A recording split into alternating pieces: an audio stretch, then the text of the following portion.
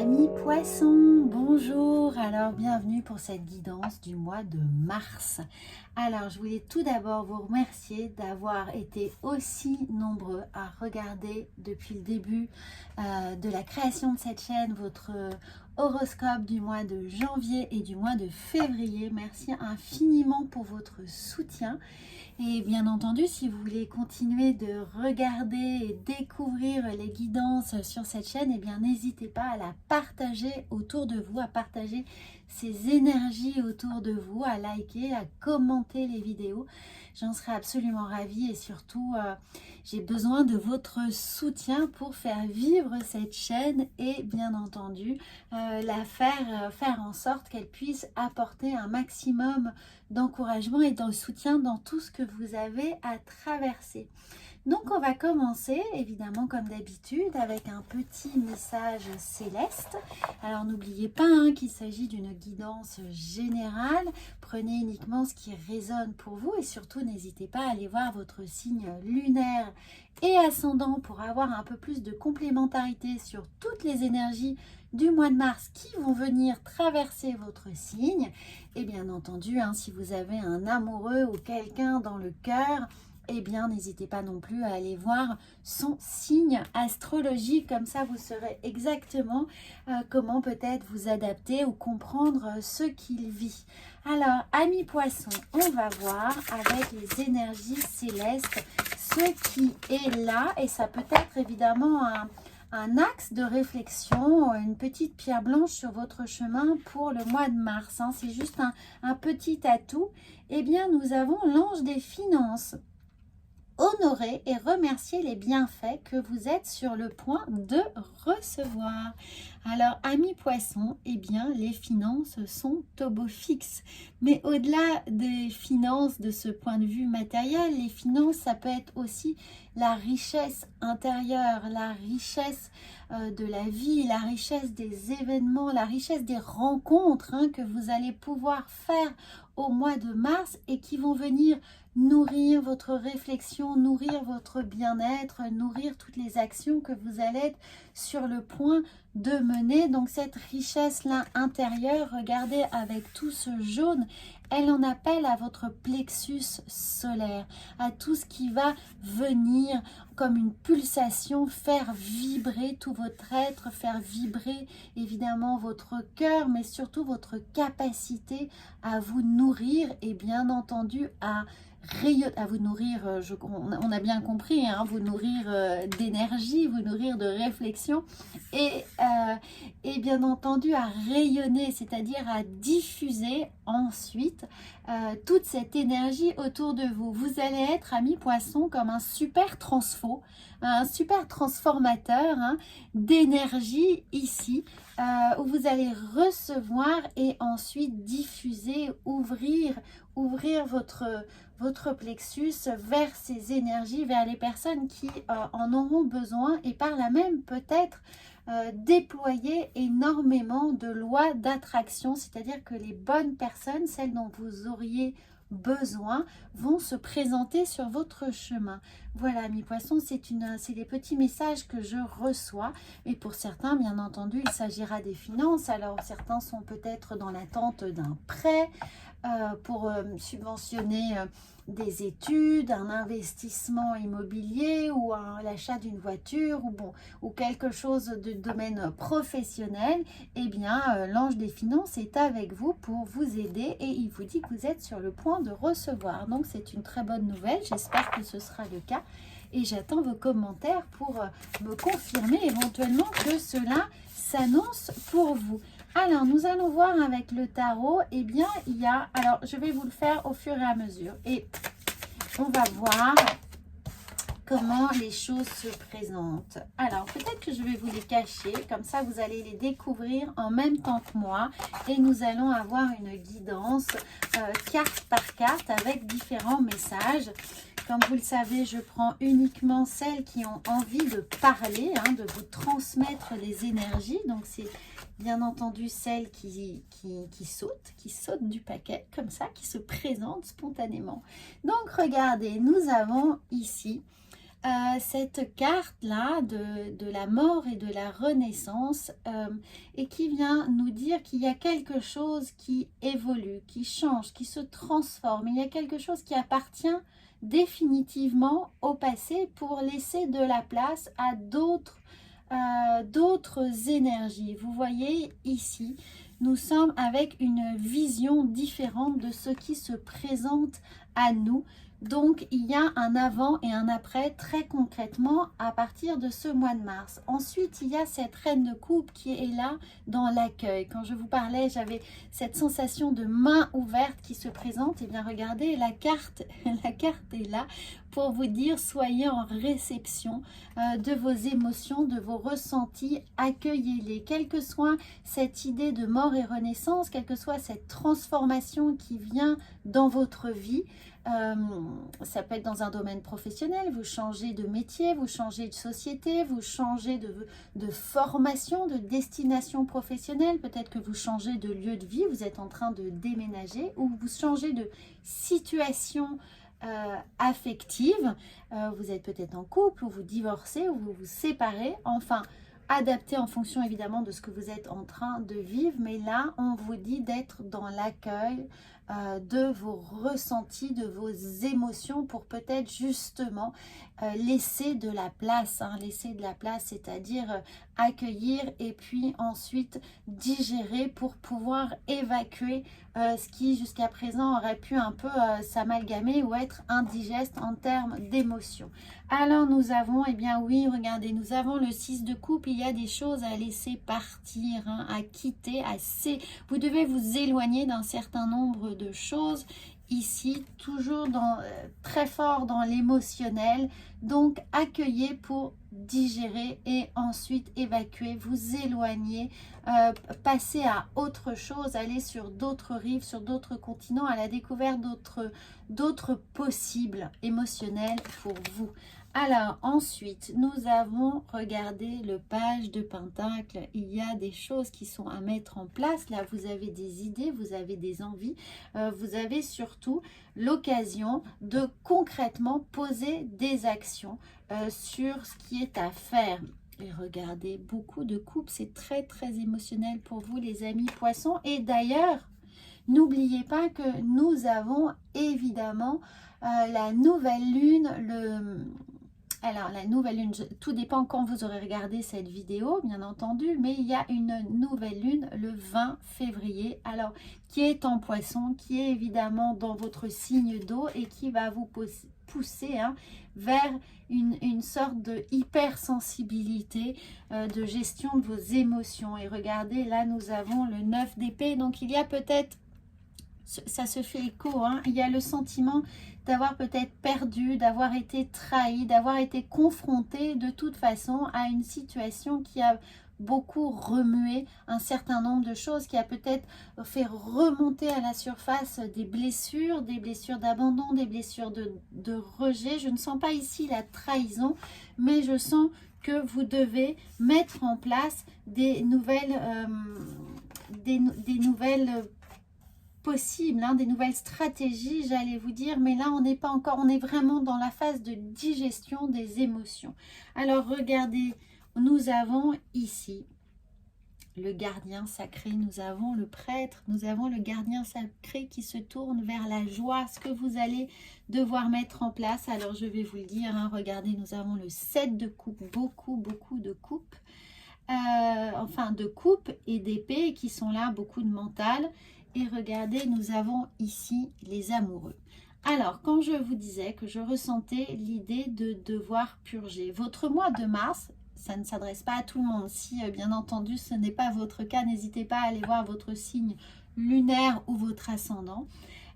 Mais pour les gens à qui ça parle, ici, vous allez être au mois de mars dans la gestion et la digestion de vos émotions liées à une blessure qui vous a beaucoup affecté, une blessure émotionnelle qui de trahison, pas forcément de rejet, d'abandon ou d'injustice, qui est là, qui va vous demander de faire des choix, d'analyser très concrètement le pourquoi, au fond, vous êtes aussi blessé. Pourquoi vous nourrissez, parce qu'il y a une idée de rumination un petit peu, hein, mais lorsqu'on traverse quelque chose de douloureux, évidemment, on a toujours cette phase, comme ces 5 phases de deuil, où on est d'abord dans ce déni, hein, dans cette colère, dans ce rejet de ce qu'on est en train de vivre.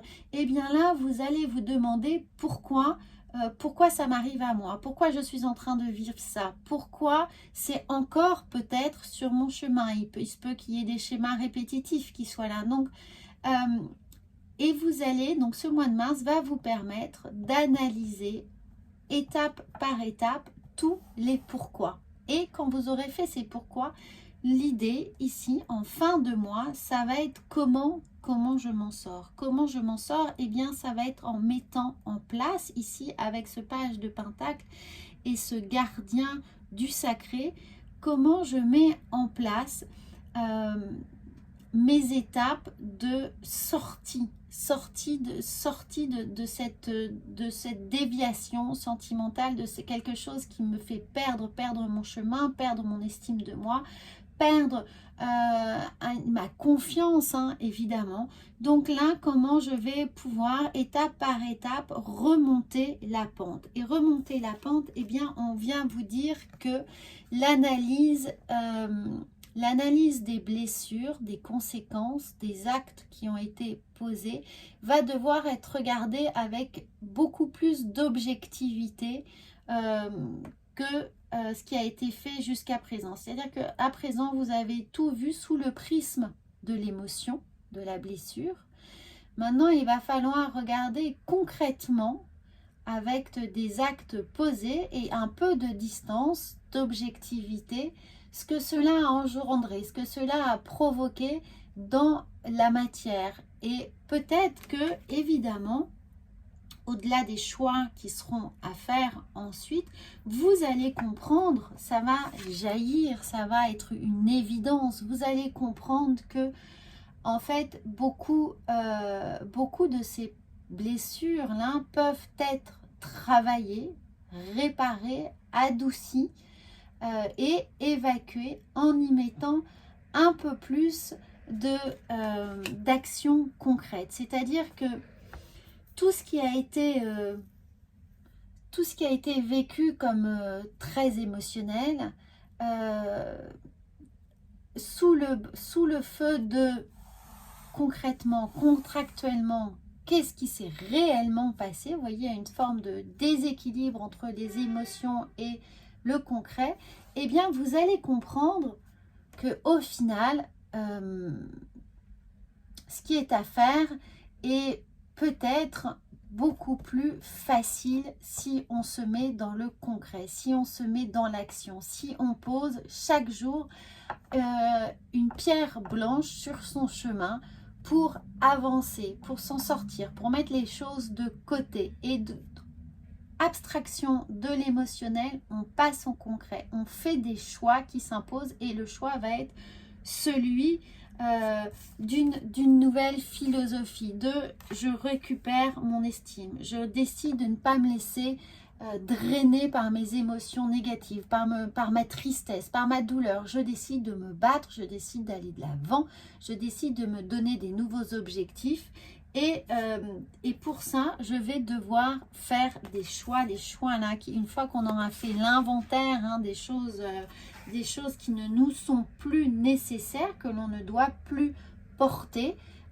eh bien, on avance et on fait les bons choix qui s'imposent dans notre vie sentimentale, dans notre vie affective, mais peut-être aussi dans cette vie professionnelle, si on a eu le sentiment de ne pas être jugé à sa juste valeur, d'avoir été négligé dans des nouvelles décisions ou politiques d'entreprise, si on a été faussement mis de côté, accusé de certaines choses. Enfin, c'est pas trop l'accusation, c'est juste qu'on n'est pas reconnu pour sa propre valeur. On a le sentiment vraiment d'injustice. Donc, si vous nourrissez ça, essayez de regarder la situation de la façon la plus objective possible pour pouvoir poser des étapes, des jalons qui vont vous pousser vers